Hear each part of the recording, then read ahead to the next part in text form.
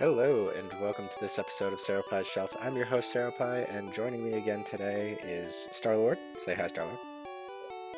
Can't get rid of me that easy. Also, hi, Star-Lord. Also, hello, Star-Lord. Hey. So we caught a Cubone last, right? What else did we do?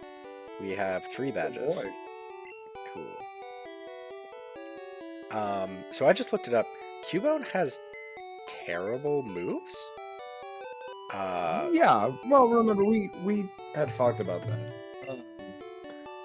So I'm just going to be looking through real quick, because I would love to teach it Body Slam, which may be a waste, honestly, because Body Slam is an incredibly powerful move, but it would be something for it to have that isn't just Bone Club, because it doesn't even learn Bone Meringue until level 43 as a Cubone and level 48 as a Marowak, so it'll be a while before it gets anything halfway decent, but it learns Body Slam, Bubble Beam, and Ice Beam. Yeah. Toxic. So, I mean, we had been talking about kind of making this Cubone like a mixed fighter of sorts, right? With because I mean, if we wanted to get really dirty with this Cubone, we could double team, substitute, and then just Fizzer if we feel so inclined. If we can get the TM for it, and or Earthquake and Dig. So I mean, there's we can just make this Cubone untouchable, essentially. I forgot about Double Team and Substitute being the plan for it. So maybe I don't teach a Body Slam right now. Maybe it's okay. Well, I mean, that being said, yeah, I mean that the Cubone still needs to it needs to know some moves so that it can do some damage and level up. So I guess the question is, would it be taking away from other Pokemon if I were to teach it Body Slam? Like, Pidgeot doesn't need that. Carrot doesn't need that. Lapras won't need that. Lapras learns Body Slam by itself. Yeah. I think it does.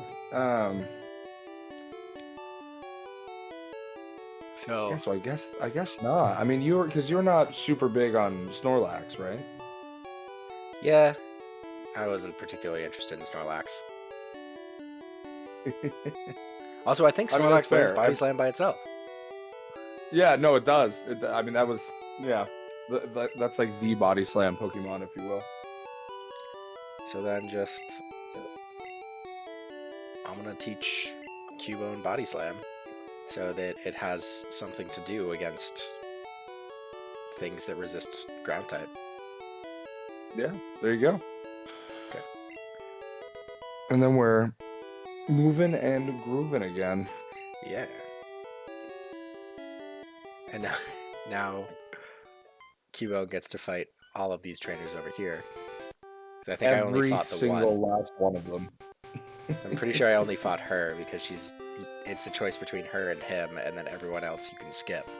So we're gonna be spending this next little while just absolutely grinding out everyone here. Yeah, well, this Cubone's gotta pay its dues. It's gotta prove to us that it's ready to party. Also, have we taken a peek at this Cubone's stats at all? Not yet. Don't think. I don't know anything about it. Just to get a sense for what nature it might be. Okay. Not that it really matters in this generation, as we've discussed. Right. It's not like nature. The nerd in me likes to know. Nature's IVs, stuff like that, don't really fully exist yet. But there is like a... Oh my god. That was an Ember. That was not very much. That's terrifying. That Vulpix was adorable, though. Yeah. I do like the Vulpix sprite.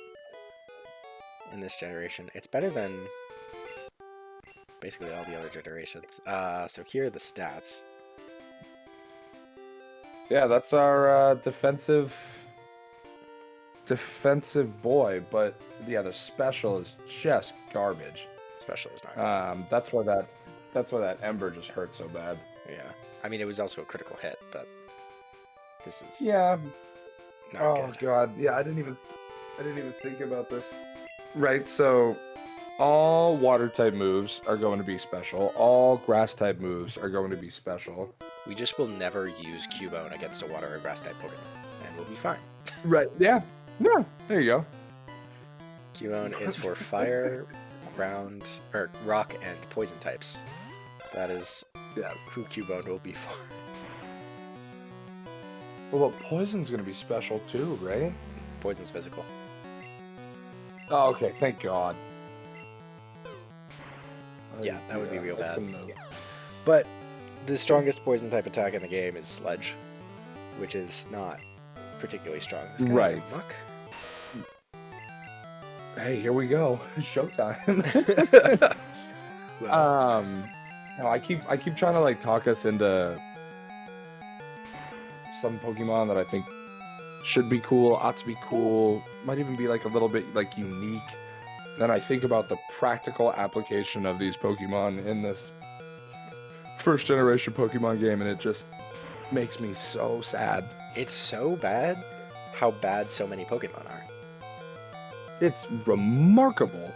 Like, you literally can't do anything with so many Pokemon.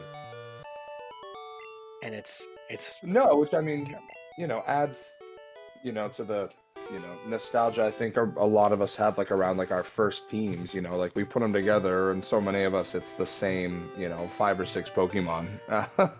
right.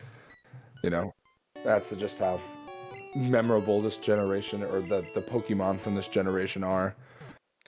Yeah, because they're when you can largely only not good. When you can only use 6 viable Pokemon,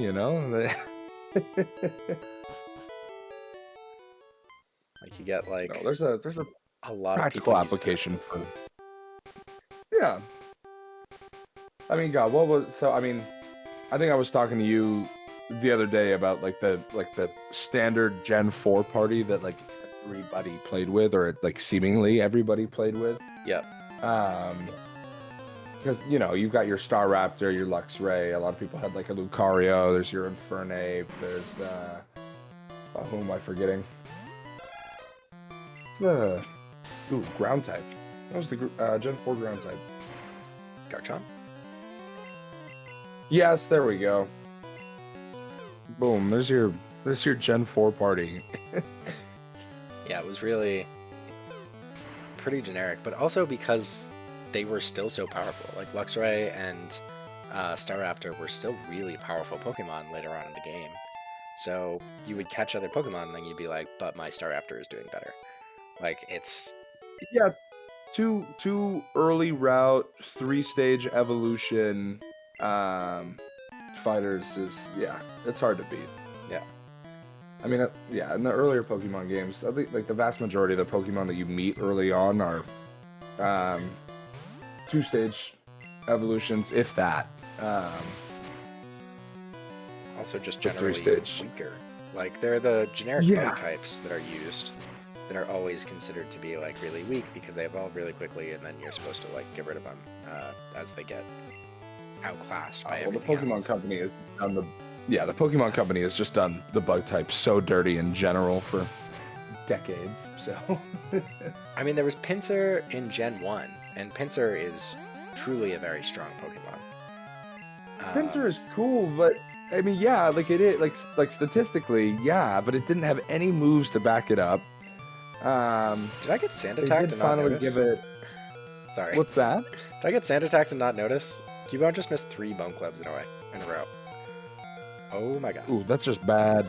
That's just bad luck. There goes that boy. And it only took down one of the 5 Pokemon that this trainer has. This is gonna be rough.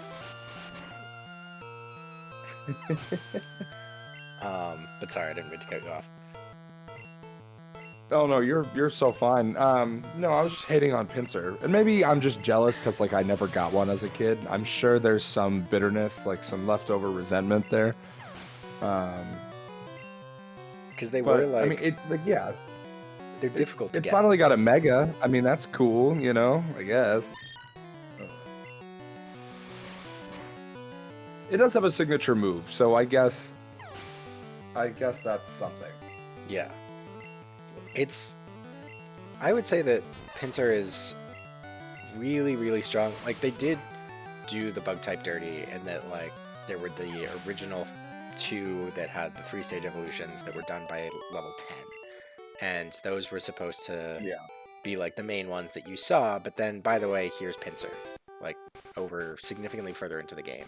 And it's a really, really strong Pokemon. It's just really hard to get. Like, it's kind of... It's not quite on the level of, like, Tauros or Chansey, but it's, like, not too far off from them.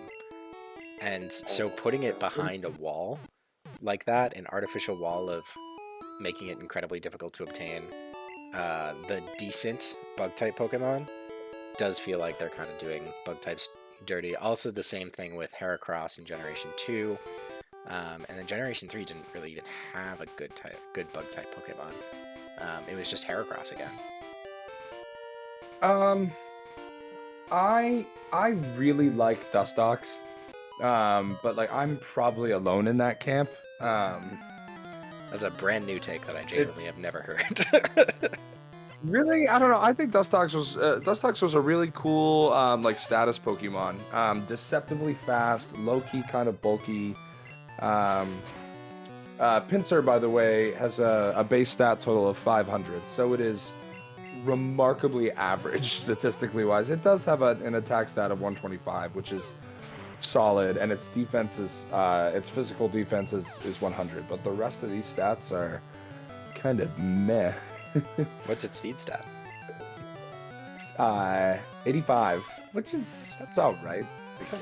That's not particularly good. It's not particularly bad. It's not something that I would like say is honestly very viable. But just super high attack. Dustox, as a point of reference, though, who I'm trying to like back right now, has a base stat total of 385. So, you know. I've genuinely never heard anyone be like, "I stand Dustox." Like, I don't know. I ran a Dustox and I've run a Dustox in 1 or 2 playthroughs and held on to it. It can also learn like psychic type moves, which I think is fun. Yeah, it I gets like Beautifly too, but not Psywave, right? Practically. Confusion, Psywave. I don't think it can learn Psychic. Can it learn Psychic? Oh yeah, Confusion and Psybeam. Okay, like, but those are. I mean, Psybeam is not. Psybeam is better than Psywave, and it's a decent move. Oh, that was crit. And Cubone missed. Okay, the fact that Bone Club keeps missing is very annoying. And Cubone's down. I don't want to say that this Cubone is missing its attacks because we keep letting it faint, but like maybe if this Cubone loved us more. Maybe if it just didn't faint every 2 seconds. This is a real thing for me. You know this.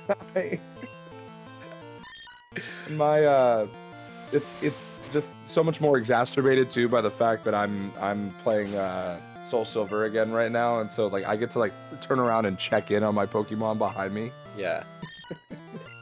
I mean, this is pre any sort of that kind of mechanic. You know, friendship didn't exist until Generation 2, and then it really does matter how often you let them faint. Oh yeah. Like, it really does change the game if you let them faint versus if you don't. But Gen 1, no friendship whatsoever. No similar kind of mechanic. Much to Golbat's dismay and uselessness as a Pokemon.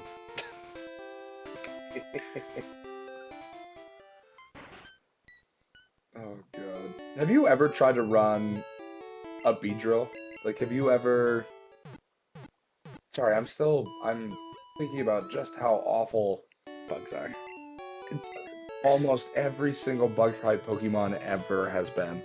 I will say that I have tried to run a Beedrill before in a Fire Red version. I think I got to Erica's gym, and I was like, Beedrill will be great here. And then I realized that they were all grass poison types, and I was like, what is the point? Like, why? And then I stopped using it. Why does this exist? It's like there's like Um, 2 Tangalas in this whole gym, and even then, like it's like poison sting. It's not even like twin needle or anything like that. It's like I've got poison sting against this. It's like God, this is not good. Um, you and I haven't put much thought into this like ever, just because I don't normally get to nerd out about Pokemon this much. But I don't know. Would you be like a believer in getting rid of the bug type altogether and just calling that poison type? Like, does that feel realistic to you? no, I do think it gets a lot better post Gen 4. Where? When? I think between Excavalier and Scolipede and in very recent times Golisopod, those are very solid bug types. Very, very solid bug types. Scolipede probably being the worst of them. And I loved Scolipede when I was playing Black and White. It was one of my favorite Pokemon in that game. It does get better once Leech Life becomes 90 base power instead of 15, and you get just significantly better moves. Like Mega Horn isn't the only decent bug type move. They get Signal Beam, they get like Fury Cutter. Like things get a lot better for them. Just in the first 4 generations, yeah, bug type is just so bad. Yeah, I mean, I'm quickly scrolling through a list of every bug Pokemon ever, and first of all, there aren't really all that many of them. Also, Scyther is pretty good. Scyther is pretty good in Gen 2. Like Scyther. Scyther has a very special place in my heart. I think it was the only like trade evolution Pokemon that I was ever able to like talk a friend into like helping me out with, and so my first Scizor was like truly special to me.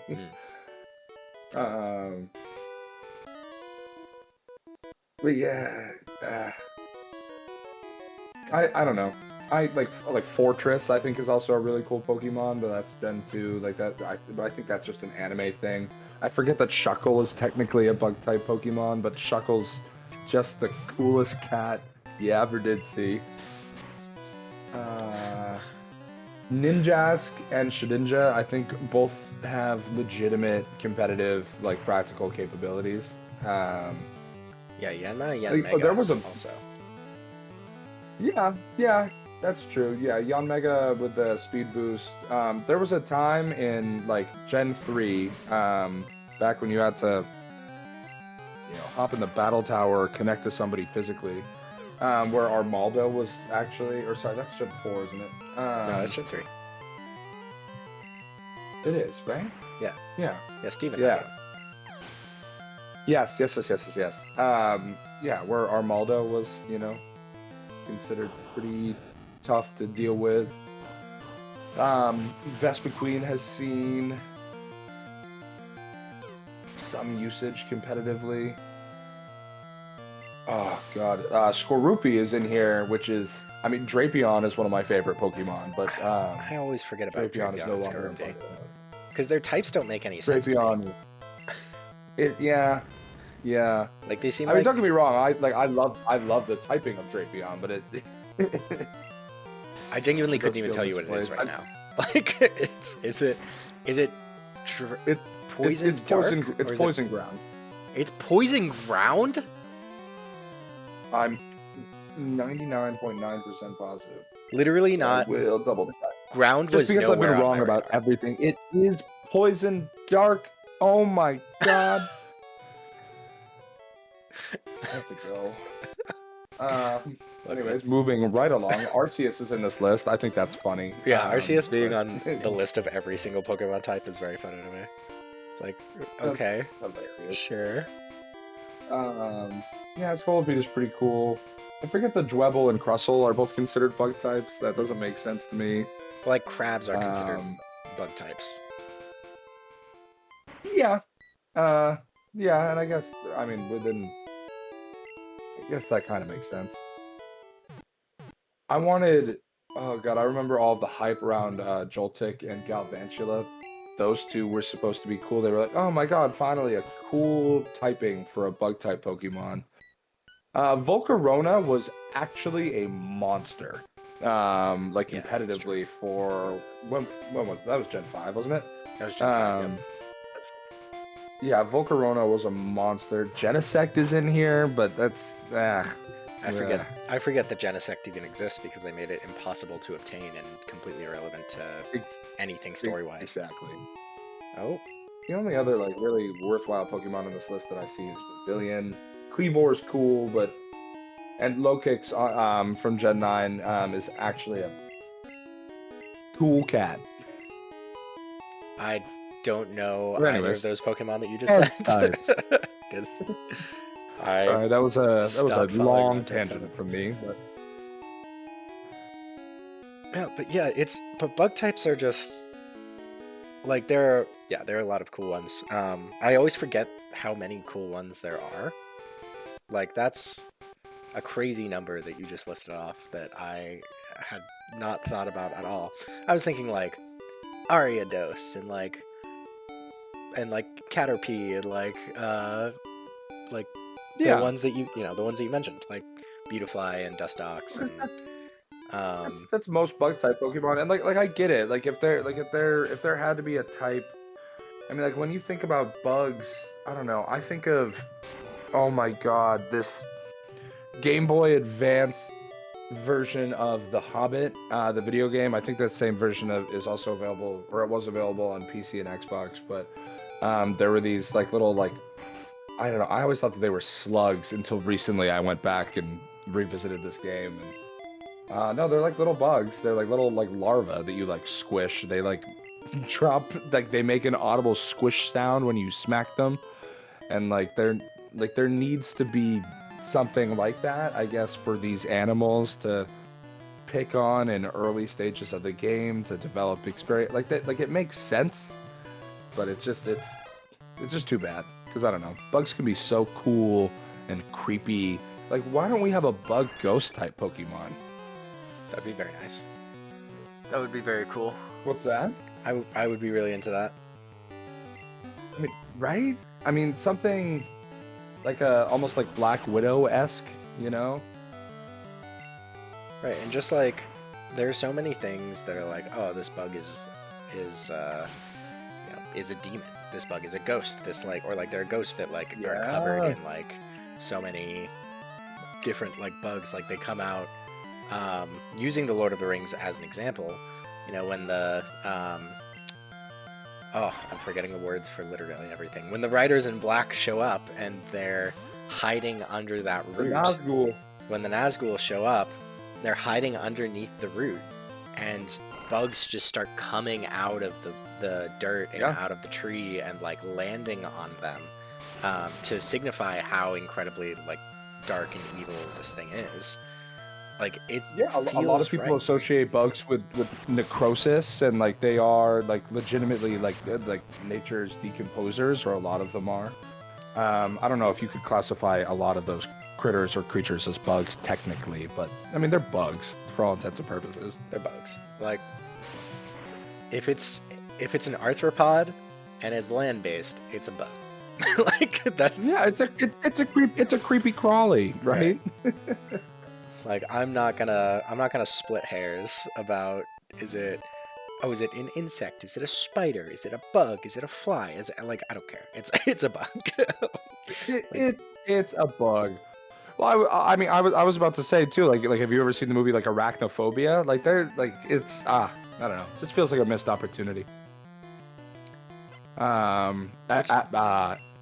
God, in Avatar: The Last Airbender, I'm trying to remember the name of this character, but like the face stealer like presents itself as almost like an arachnid type. What was it again? Ko, the face stealer. Yes. He's a millipede because he's creepy. Right. He's crawly, okay. Millipede. There it is. Yeah, I knew. Yeah, I could almost like hear it like walking around on the ceiling of that cave. And like he's supposed to be scary. And that's something that the Pokemon Company kind of in general has like shied away from, which I understand. It's like this is a kid's enterprise, right? You don't want to scar the kids. Come on. But then you have creatures like Phantump, and you're like, what is this? Or like, right? Or like Drifloon. Oh my God, yeah. Yo, Drifloon is terrifying. Yeah. Terrifying. Or hold on to my hand and I'll drop you from 400 feet and then eat your soul. Like, what are you doing? Like, why? Jeez. Yeah, like the. Let me just read the very first line of actual dialogue for Baynet after the generic introduction. Baynet is a dark gray doll-like Pokemon that is possessed by pure hatred. Yeah. Like, are you kidding me?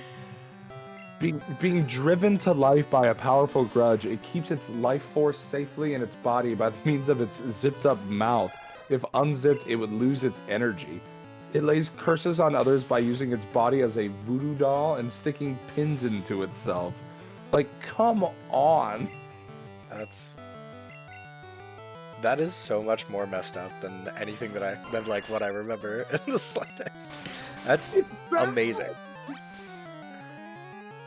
That's amazing. Oh my god. Yeah, just classic Pokemon, just doing Pokemon stuff. But like, we can't have like a bug demon. No, God forbid. Like, Volcarona is also kind of a bug demon in a way. Like, it's not a bug demon, it's a bug god. But I don't know. Yeah. It's a little strange. I think I like Firebug is cool typing, like I said with like Joltik, like trying to like do something.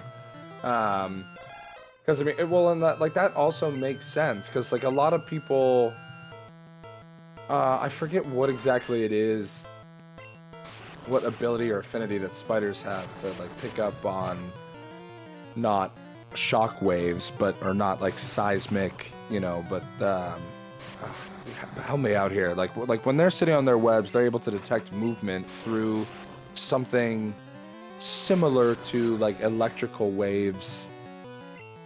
I have no idea what it's called, but I do know that they have like hairs that are like specialized hairs that are that are like all over their body to like pick up signals, basically like sound waves. And they use that to like construct a 3D environment for themselves.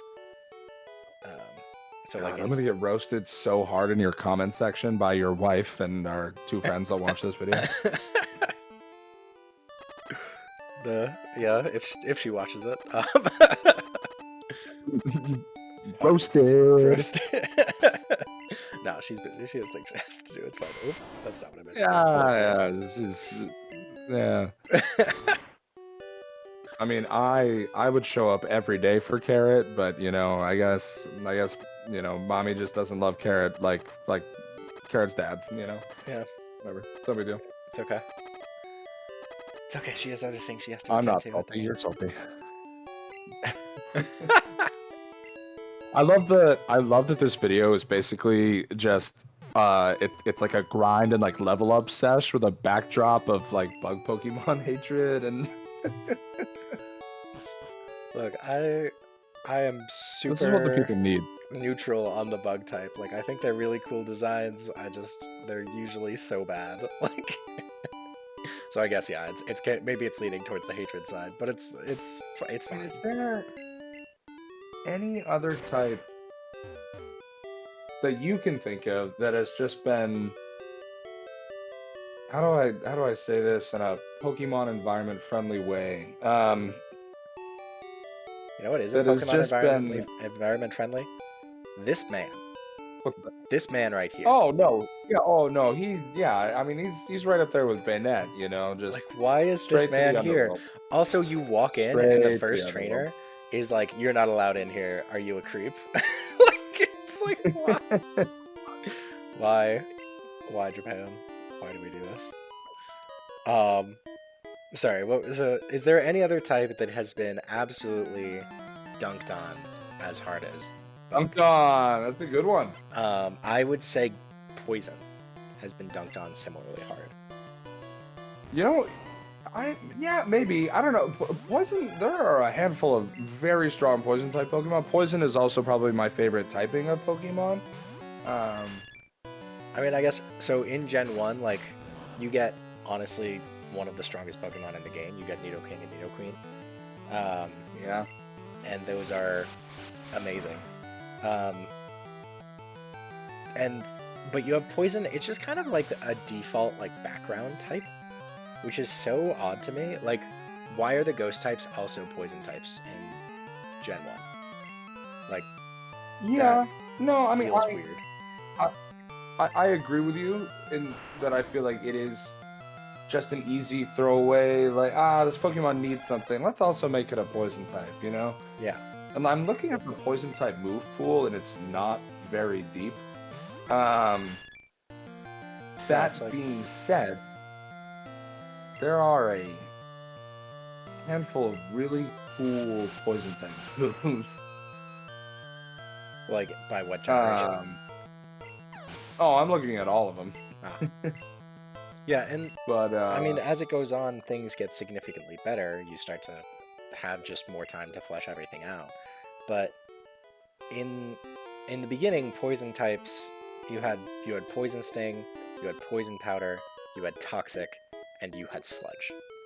And like that was it. That was it, like offensively for Poison types. Poison's also Poison's a pretty good. It's primarily associated with like bulkier Pokemon, right? Like it's a good defensive typing, isn't it? Because what's it weak to? It's weak to Psychic and Ground, right? Yeah. And I guess it's not weak to Steel. Steel just resists it. Yes, it goes back and forth between Steel resisting and being impervious to it. Right. So mind you, like if you're facing down a Psychic type Pokemon, you would want to have an advantage anyways, just be a Psychic type just so busted. So you wouldn't have your Poison type Pokemon out for that anyways. Same with Ground types, really. I mean, they're just all around good Pokemon. Yeah, Ground types are generally very good. So Poison is super effective against Grass and Bug in Generation 1.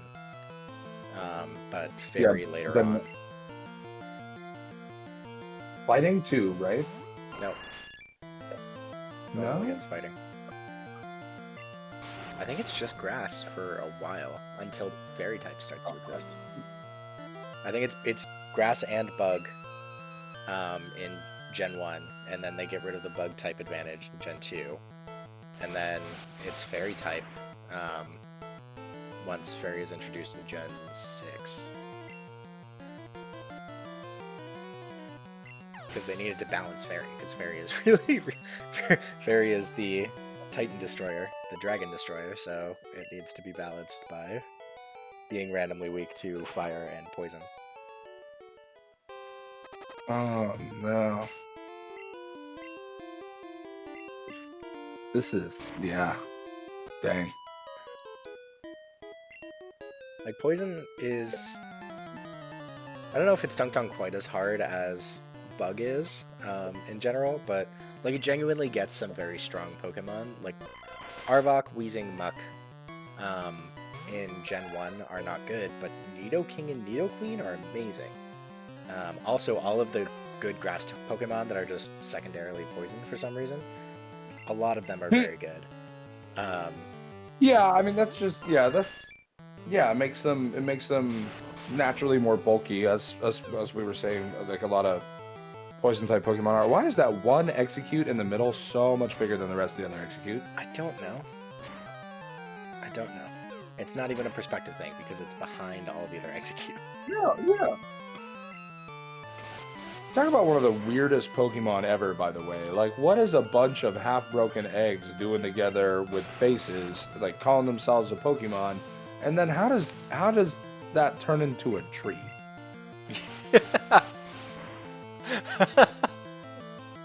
How does that turn into a tree? Well, because they're not eggs, they're seeds. A tree, like a tree with legs.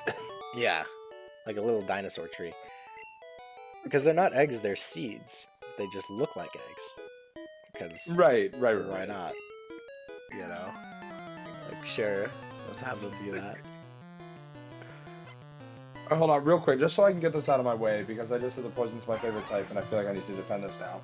Poison is 2 times effective against Grass and Fairy, and it is only half effective against poison, ground, rock, and ghost, which makes sense.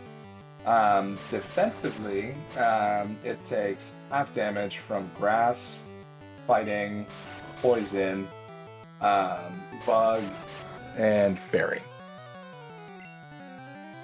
So Okay. it's, I don't know, it's like somewhere in the middle, I guess.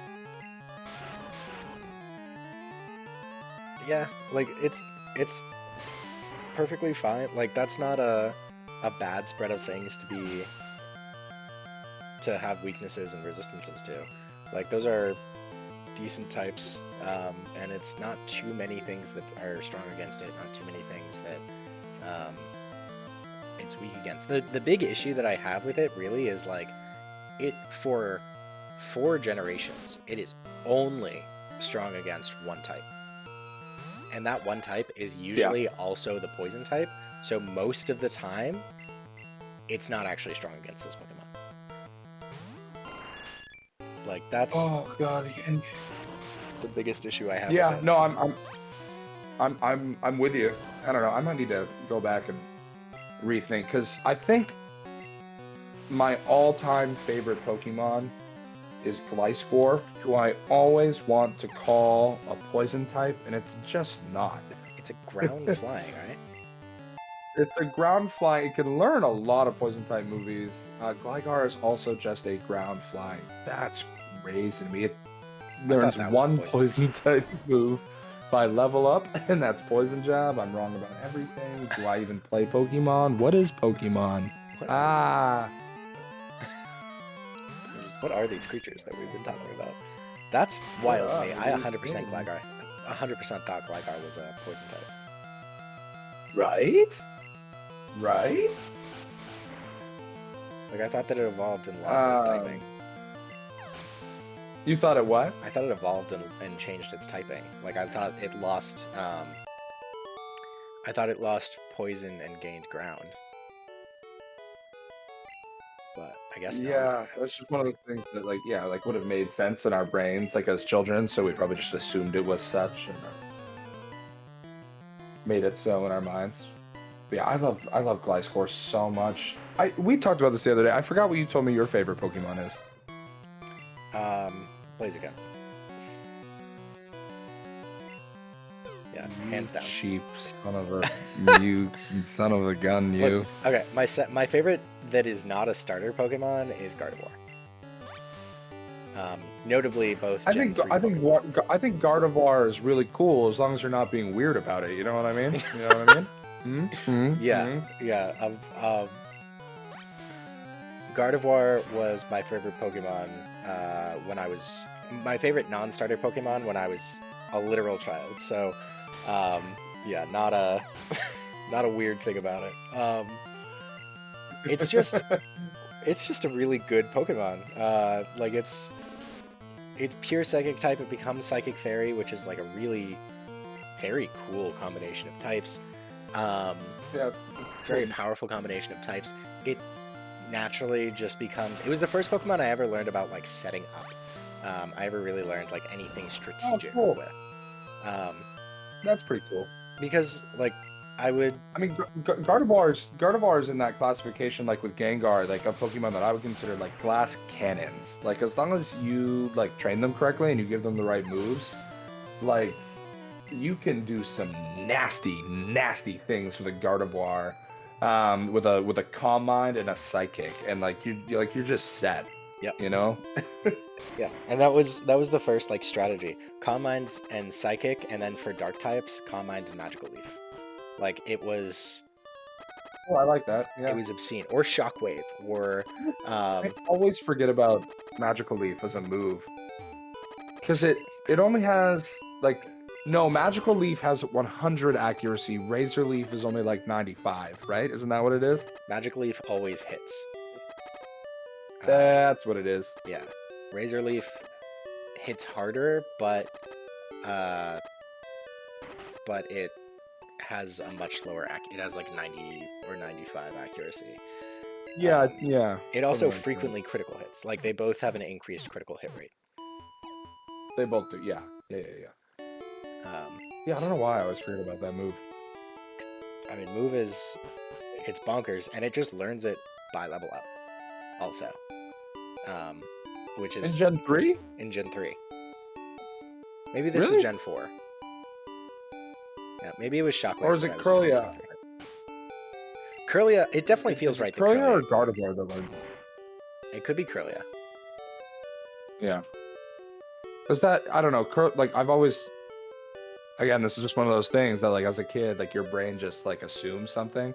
But, like, I always associated Curlia more with grass-type moves in my head, even though it has never been a grass-type Pokemon. You know, I Also, definitely feel like we're just going to... What was that? I definitely feel like I've seen more grass-type moves on Curlias and then more psychic-type moves on Gardevoir. I do feel like that's a real association for some reason. What were you going to say? Oh, I was just gonna say that we're going to pretend that you never said out loud that Blaziken is your favorite Pokemon. You basic dad, you. Oh, no, it's my favorite It's Pokemon. okay to be basic too, by the way. It's okay. I understand. I love Blaziken. I love pumpkin spice tea. And I am a big fan of Pokemon as a franchise, and that's, you know what? If that makes me basic, then I'm happy with my pH being above average. That's fine. Oh, shut up, you nerd. No, but we're gonna pretend that Gardevoir is your favorite Pokemon, and Gardevoir is real close. All right, Gardevoir. so I'm fine with calling either of them my favorite Pokemon, honestly.